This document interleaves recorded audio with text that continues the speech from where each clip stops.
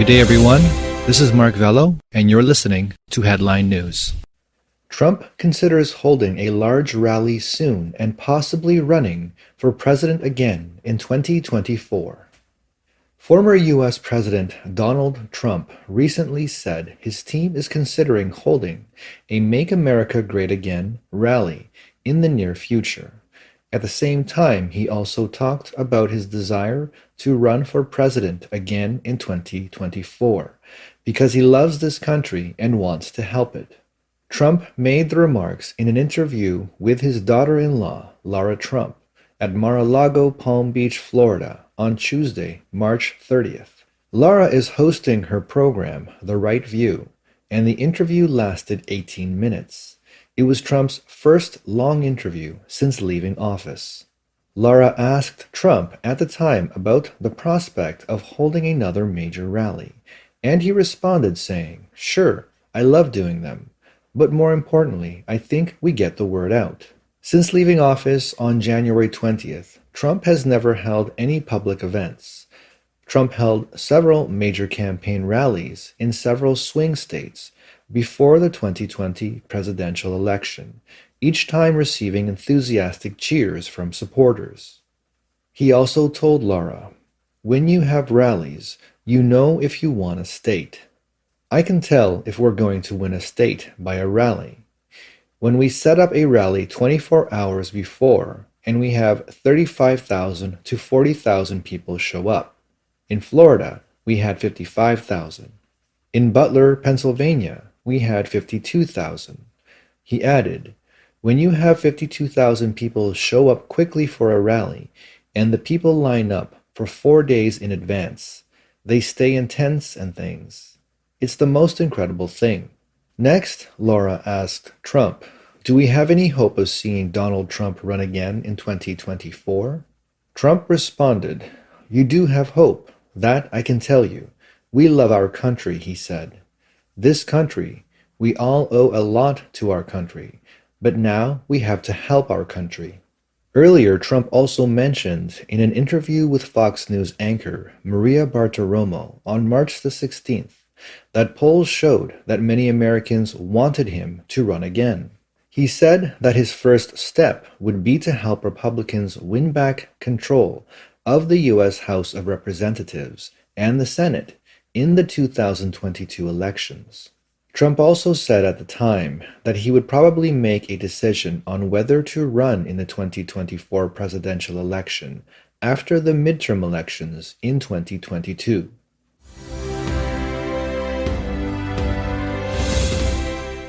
U.S. lawmakers focus on Hunter's ties to the CCP again. Two Republican U.S. senators recently renewed their focus on the ties between President Biden's son, Hunter, and the Chinese Communist Party. They have asked the Department of Justice, DOJ, and the intelligence community to provide all intelligence records of foreign nationals who have done business with Hunter, particularly those with ties to the CCP. Senator Chuck Grassley, a senior member of the Senate Judiciary Committee, and Senator Ron Johnson, a member of the Senate Permanent Subcommittee on Investigations, recently sent a letter to the Director of National Intelligence Agency and the Attorney General requesting records of financial transactions and contracts between members of the Biden family and foreign nationals associated with the CCP, including their contacts with the CCP military and intelligence personnel. Grassley and Johnson also asked the Justice Department and the Office of the Director of Intelligence to provide all unclassified information directly to the committees. They also added, if any of the responsive documents do contain classified information, please segregate all unclassified material within the classified documents, provide all unclassified information directly to the committees, and provide a classified addendum to the Office of Senate Security.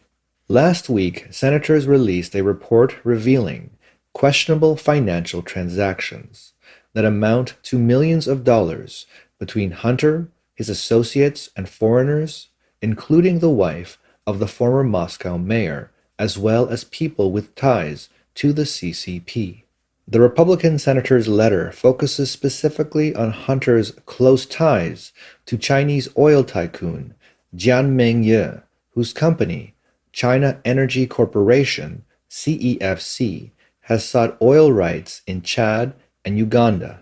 According to reports, Ye has ties to the Chinese Communist regime's People's Liberation Army, PLA. The president's son also has close ties to Ye's business partners, Gong Wendong and Chi-Ping Patrick Ho, the senators wrote.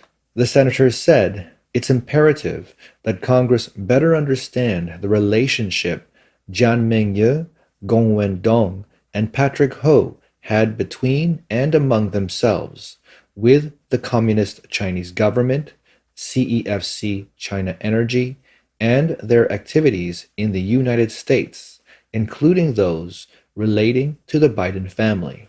Accordingly, please produce all intelligence records, including but not limited to all FISA-derived information relating to these three individuals no later than April 14th, 2021.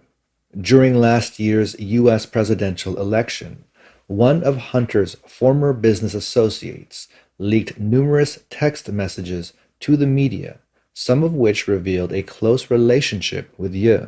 And other sources indicated that then presidential candidate Joe Biden was aware of his son's business activities, though he denied any knowledge of his son's dealings with the CCP.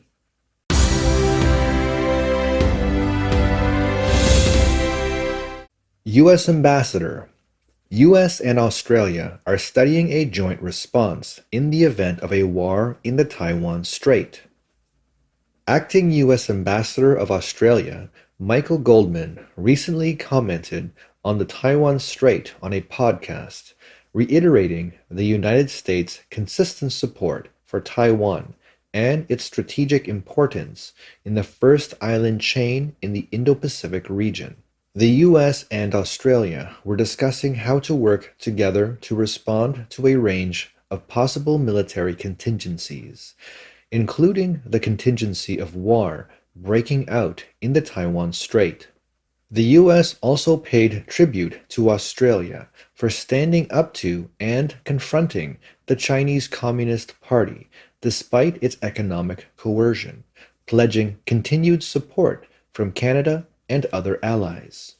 As reported by Bloomberg, Goldman, the top U.S. diplomat in Canberra, said the United States was discussing with its Australian allies about a range of possible military events and strategic planning that included a number of potential joint responses in the event of war in the Taiwan Strait. Since Australia publicly called for an independent investigation into the origins of the pandemic outbreak last year, the Chinese Communist Party has imposed restrictions and tariffs on $20 billion worth of Australian products exported to China. Australia's ambassador of China, Graham Fletcher, publicly criticized Beijing this month as an unreliable and vindictive trading partner. Instead of the desired outcome, the Chinese retaliation has resulted in many countries becoming more supportive of Australia. When asked on the program about the importance of Taiwan in the cooperation between the U.S. and its allies, and what role the U.S. expects Australia to play in the event of a war in the Taiwan Strait, Goldman said that, as an ally, it was originally committed to cooperation on all fronts, including the ability for the military to work well together, and the strategic planning aspect, which also covers a range of emergencies, and Taiwan's strategic position is obviously a very important link. This concludes today's broadcast. Thank you for your time, and stay tuned for the next Headline News.